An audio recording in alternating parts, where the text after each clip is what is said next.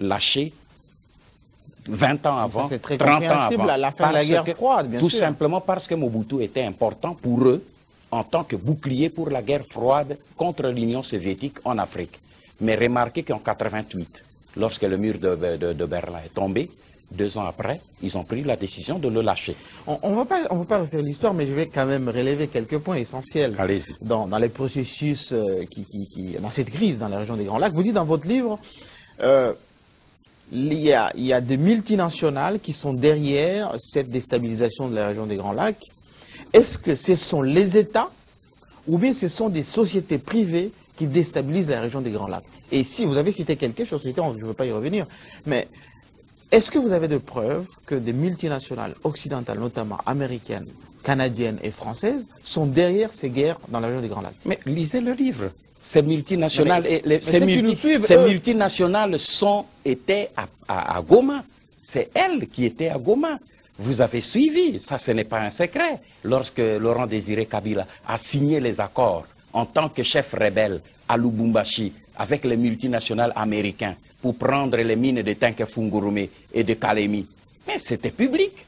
Avec les 200 millions de dollars. Avec les 200 millions de dollars et tout. Donc c'était public. Ce ne sont pas des preuves à donner. Les preuves sont là. Je place simplement les faits dans la logique de l'histoire pour que le peuple congolais comprenne et que la communauté internationale comprenne que la guerre qui a eu lieu, c'est une guerre qui a été initiée, pensée, planifiée à partir de Washington en passant par Kampala et Kigali. Depuis 1998, il y a une nouvelle guerre, il y a une nouvelle déstabilisation. Kabila Père est mort en 2001, en fait 2001 au mois de janvier. Il y a son fils qui est au pouvoir maintenant. Apparemment, la situation semble se calmer. Se calmer? Mais semble se calmer parce que la guerre est terminée à l'Est. Sauf quelques escarmouches qui, de temps en temps... J'aimerais vraiment partager justement, je vais vous poser la question. Qui est-ce qui explique que vous, dans votre livre, vous dites rien n'est fait, à tout moment, les Congos peuvent être divisés? Mais là, je m'excuse. Parce qu'il y a des nouvelles élections qui ne peuvent pas être divisées. Le Congo est déjà divisé, mon cher ami. Au moment où nous parlons. Mais il n'y a qu'un président, il n'y a qu'un gouvernement qui dirige aujourd'hui, qui est à la tête du Congo. Est-ce que ce président dirige tout le Congo? Vous voyez un chef d'État, quand il veut aller à Kisangani en visite, il désarme son armée propre des Congolais pour amener les Tanzaniens, le protéger, et vous appelez ça être chef d'État et gouverner un pays? Est-ce aujourd'hui un chef d'État qui, quand il voit que le pays est attaqué, du Rwanda, envahi, il envoie 10 000 hommes, et ces 10 000 hommes sont attaqués par ce qu'on appelle l'armée nationale congolaise, qui empêche que l'armée congolaise s'oppose à l'invasion étrangère? De quelle armée nous pouvons parler? Mais il y a des perspectives des élections qui sont prévues. Oui, mais écoutez-moi bien. Les élections, il ne faut pas qu'on drogue le peuple congolais avec élection. Moi, je suis pour les élections. Mais l'élection en soi n'est pas une solution. L'élection ne peut être une solution que lorsqu'elle est faite dans de bonnes conditions pour apporter des solutions aux problèmes actuels. Mais si les élections, on veut simplement dire aux Congolais élections, nous avons vu le cas en Angola. Il faut que l'histoire nous apprenne quelque chose. Lorsqu'on a voulu imposer des élections dans n'importe quelle condition entre le MPLA et l'UNITA en Angola, mais on a connu une implosion de violence beaucoup plus qu'avant. Il ne faut pas qu'on amène notre pays tout simplement dans la logique élection, parce que si nous voulons parler même élection aujourd'hui, c'est beau. On dit, on fait élection, on parle aujourd'hui du recensement pour les électeurs. Mais on n'a même pas une carte d'identité pour un pays où le problème de la nationalité se pose. Alors je pose une question. On va recenser qui? Sur base de quels critères on saura que celui-ci est congolais ou pas congolais? Alors, parce que tout Congolais aujourd'hui n'a comme pièce d'identité que l'attestation de perte des pièces. Je crois que vous le savez. Je le sais, bien sûr. Parlons-en de votre cheval de bataille, c'est les Tutsis. Vous dites, aujourd'hui, l'ennemi numéro 1 des Congolais, c'est cette grande communauté Tutsi qui veulent constituer un royaume dans cette région des Grands Lacs pour dominer, pour exploiter. Et le Congo est miné de l'intérieur par les Tutsis. Mais est-ce que vous n'êtes pas en train de susciter un racisme contre ce peuple Tutsi qui vous qualifierait d'hégémonique, etc. Alors qu'ils font partie de la région, ils sont appelés aussi à vivre dans cette région d'Afrique. Non, je crois que là, la xénophobie, c'est une myopie intellectuelle. Oui. Moi, je suis un intellectuel. Oui. Je ne peux pas appeler à la xénophobie. Dans mon livre, je reviens des dizaines de fois pour dire aux Congolais, ne retombons pas dans la bassesse de la xénophobie. Est-ce que nous c'est sommes tous un les grand pays. Tutsis ou il y a une partie des Tutsis? Mais vous m'avez posé une question, Je vous en laissez-moi prie. le développer au moins. Allez-y, allez-y. Vous avez parlé des Tutsis. Moi, dans mon livre, je ne parle à aucun moment des Tutsis Oui. comme étant un danger. Je parle de Kagame avec ses acolytes et des puissances qui sont derrière qui veulent balkaniser notre pays et annexer l'Est de la République démocratique du Congo. Nous sommes un grand pays. Demain, nous savons aujourd'hui d'abord que le Rwanda souffre d'un problème de la démographie trop galopante. 327 habitants par kilomètre carré, c'est la démographie la plus forte au monde aujourd'hui. Ce que demain, ils demandent à venir habiter chez nous, nous pouvons l'accepter, mais que cela se fasse dans la procédure normale du droit. Mais pas qu'on utilise la violence pour arracher notre pays et l'annexer au Rwanda. C'est ça que je dénonce. Et aujourd'hui, qu'est-ce que je dénonce dans la transition actuelle? C'est l'infiltration, c'est l'instrumentalisation de cette transition. Cette transition aujourd'hui, Kagame, au niveau militaire de l'armée, tout le RCD, c'est l'émanation du Rwanda. Vous ne pouvez pas me citer le nom d'un Congolais qui a créé le RCD. C'est Kagame qui a décidé la création de la rébellion de RCD après l'échec de l'attaque de 2 août 1998, lorsque Laurent Désiré Kabila a décidé que les Rwandais quittent la République démocratique du Congo. Et là, je reviens pour vous montrer quelques faits importants. Lorsque Laurent Désiré Kabila a décidé de rompre avec le Rwanda, qui était le chef d'état-major des forces armées congolaises? C'était James Kabarebe. En fait, non, mais c'est important, ce que je veux dire. Oui. James Kabarebe a fui, il a quitté Kinshasa quand on a pris la décision. Mais le lendemain, quand il a quitté Kinshasa, on a vu qu'il y a un certain nombre de gens qui sont partis avec lui, dont Bizi Makara et Rouberoi, qui étaient aux affaires étrangères. Si eux étaient des Congolais, James Kabarebe est parti parce qu'il était rwandais. Pourquoi ont-ils fui avec lui jusqu'au Rwanda? C'est pour dire... Vous avez également dit dans ces livres que Rouberoi, c'était un agent de Kagame qui a la tête... Je ne le dis pas simplement, je le démontre. Oui. Je le démontre par les documents, les correspondances qu'il a, par exemple, des chefs coutumiers rwandais. La création frauduleuse du territoire de Minembwe. Oui, mais qui a été faite. Lui-même dit que ses parents, ses grands-parents habitent cette région. Vous avez démenti d'ailleurs au cours d'une conférence de presse à Paris, en réponse justement à cette affirmation que il est capable de prouver que ses grands-parents ont habité cette région et ont été J'aimerais bien. Voilà, depuis bien longtemps. Et en tant qu'avocat, il s'est réservé le droit de vous poursuivre. Mais j'aimerais bien qu'il le fasse. Je l'attends avec joie. Voilà. Mais il vous suit. Voilà. Moi, je vais simplement lui dire, devant tous les Congolais, devant la communauté internationale, 5 minutes, que je lui dise quelque chose. Moi, ce n'est pas à moi de prouver que les Banyamulenge étaient chez nous depuis 1800. Mais moi, j'ai fait une enquête. Et je renvoie Rouberoi au même schéma. Nous avons été colonisés par les Belges. Les Belges ont des archives.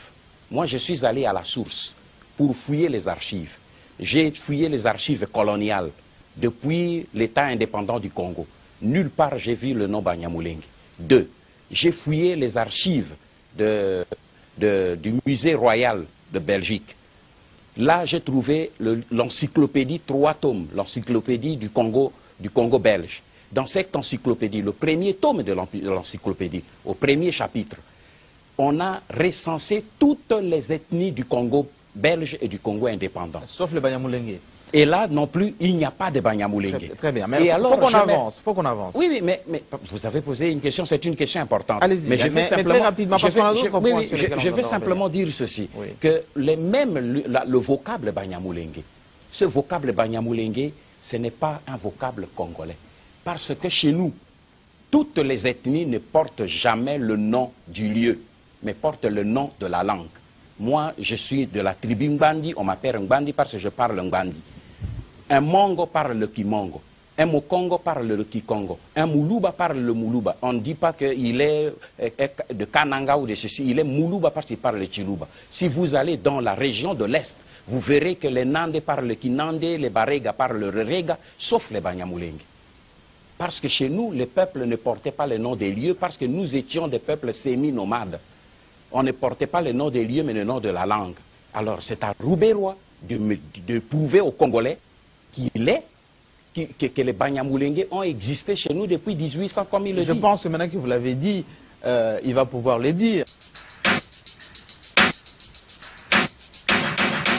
Revenons quand même à vous, Honoré Ngwanda. Vous êtes aujourd'hui l'homme qui est à la fois redouté par beaucoup des Congolais de l'Est, notamment les rwandophones, parce qu'ils vous traitent d'un extrémiste, l'homme qui attise le feu, etc. Et que vous admirez par rapport à votre pertinence aux choses que vous avancez par rapport à la situation de votre pays.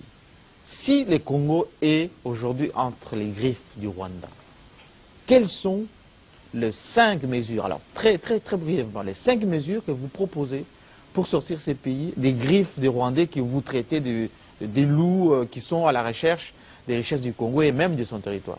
Vous parlez des 5 mesures comme si vous les connaissiez, mais moi je vais vous parler des miens. Voilà, je parle les faits pour moi, pour sortir le Congo. Parce que le vrai problème aujourd'hui, c'est que le Congo est sous les griffes du Rwanda, de l'Ouganda et de la communauté internationale. Que faire? La première chose, c'est qu'il faut poser le vrai problème. Avons-nous un vrai gouvernement qui peut aujourd'hui résoudre le problème? Vous voulez venir au gouvernement alors? Vous voulez participer Le problème n'est pas de participer. Quel gouvernement? Je ne peux pas. J'ai été sollicité plusieurs fois pour participer à ce gouvernement. Mais je ne l'ai jamais voulu. Alors, donc, depuis Kabila père, que j'ai été sollicité, ce n'est pas le pouvoir qui m'intéresse. C'est d'abord un pays libre, autonome et digne. Donc, il faut un gouvernement réellement congolais. Pas un gouvernement où à l'espace présidentiel ou au niveau des institutions, au Parlement, il y a des Rwandais qui bloquent le processus de la transition du dedans. Il faut une armée réellement nationale, une armée républicaine, c'est-à-dire une armée qui puisse être en mesure de protéger l'intégrité territoriale. Parce que la volonté manifeste de Kagame d'occuper par la force l'est de la République du Zaïre demeure. Parce que Kagame sait que le moment où, au Congo, il y aura la paix et l'intégrité, cela sonnera le glas pour son pouvoir. Troisième point. Troisième point, il faut en ce moment pouvoir fixer les conditions des limites, c'est-à-dire résoudre le problème de la nationalité à l'est du pays particulièrement où le problème se pose. Il faut qu'on résolve définitivement ce problème, sinon nous serons toujours la poubelle du Rwanda lorsqu'il y a des problèmes. Non, je m'arrête là, je n'ai pas 5 mesures. Alors, très bien. Et j'ai dit qu'à partir de cela, nous pouvons alors réellement résoudre nos problèmes endogènes, internes, pour mettre les conditions d'une démocratie valable pour la Deuxième République. Vous connaissez autant de secrets, Honoré Ngwanda. Si vous êtes dans les secrets des dieux, si vous savez un peu tout ce qui se trame sur le Congo, pourquoi vous ne vous mettez pas au service de votre pays? Pourquoi vous ne proposerez pas à Joseph Kabila de lui apporter tous ces savoir-faire que vous avez?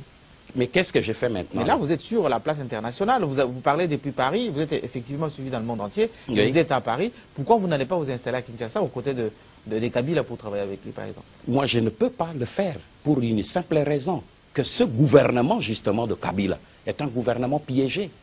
Et c'est un gouvernement où les Rwandais sont dedans. C'est un gouvernement qui est téléguidé de Kigali. Les documents que je sors sont là. Donc, je ne peux pas, moi, m'inscrire dans la logique des gens qui, volontairement ou involontairement, se rendent complices de l'ennemi qui occupe aujourd'hui mon pays. Alors quand on dit Honoré Ngwanda roule pour les anciens mobutistes qui souhaiteraient venir au pouvoir, il veut les amener avec eux, les anciens militaires, les anciens unitaires, et tout le monde crie au loup. Non, vous savez... Info ou intox? Non, je crois que c'est l'ignorance. Peut-être d'autres le font par intox parce qu'ils veulent. que la situation actuelle continue, mais je crois que c'est par ignorance. Au moment où nous parlons, pour la situation de notre pays, si les Congolais veulent réellement que nous sortions de là, il n'y a pas de Moboutistes, il n'y a pas de Kabylistes, il n'y a pas de Tshisekédistes, il n'y a pas de X ou Y. Il y a le problème des patriotes congolais qui doivent prendre conscience qu'actuellement, nous risquons de perdre définitivement le pays. Et si nous voulons tant soit peu garder la souveraineté de notre pays, nous devons dépasser les petites divisions internes et nous mettre ensemble. Dernière question, Honoré Ngwanda. Vous êtes en France, pour qui vous roulez finalement? Je roule pour le Congo. Ça, il ne faut pas me poser la question. Je roule pour mon pays et pour mon peuple. Je n'ai personne derrière moi. Et parce que les Africains ont ce complexe de croire que pour parler, il faut qu'on vous porte comme un bébé. Moi, j'ai dépassé ce stade. Je crois qu'après avoir travaillé, j'ai vu les erreurs que nous avons commises quand nous étions au pouvoir, les erreurs que Mobutu a commises. Et ce n'est pas vous avez qu'à présenté votre mea culpa dans ces livres, vous avez demandé pardon à tout le monde. Ce n'est pas un pardon que je demande à tout le monde, c'est la reconnaissance des erreurs que nous avons commises et que je pense qu'aujourd'hui, nous pouvons rebondir sur ces erreurs pour notre pays. Ce n'est pas aujourd'hui de rouler pour la France. Ce que je dénonce justement, c'est que les Africains, les Congolais, se mettent chaque fois à la disposition des puissances pour pouvoir avoir le pouvoir au pays et faire servir plus de puissance que le peuple congolais. Vous êtes un homme riche, Honoré Ngwanda. Oh, si je l'étais, vous le sauriez. Vous vivez de quoi aujourd'hui? Depuis mes activités. Presque 8 ans, vous travaillez. Oui, mais j'ai vu de mes activités. Je suis un homme, j'ai étudié, j'ai fait des affaires. Ça, c'est normal, c'est la moindre des choses. Vous pouvez revenir au Congo facilement, sans être inquiété? Mais je dois revenir au Congo, c'est mon pays et je me bats pour... Aujourd'hui, je peux revenir au Congo. Je ne suis pas interdit de séjour au Congo. Toutes les autorités les plus élevées me l'ont fait connaître. Je le sais, je peux revenir au Congo. Mais je dis, je reviens pour faire quoi? Si c'est pour faire la même chose que ce qui se fait maintenant, c'est-à-dire permettre aux Rwandais de se promener quand ils veulent dans mon pays, de sortir quand ils veulent, ça je dis non. Mais si c'est pour revenir, pour que tous les patriotes, on se mette ensemble pour récupérer notre pays qui est aujourd'hui occupé, je suis d'accord. Merci Honoré Ngwanda. En tout cas, c'était un entretien qui sera suivi avec beaucoup d'attention. On vous remercie en tout cas de nous avoir suivis et on espère que vous avez trouvé quelques éléments par rapport à la résolution, peut-être, de la crise qui prévaut dans la région des Grands Lacs. À très bientôt.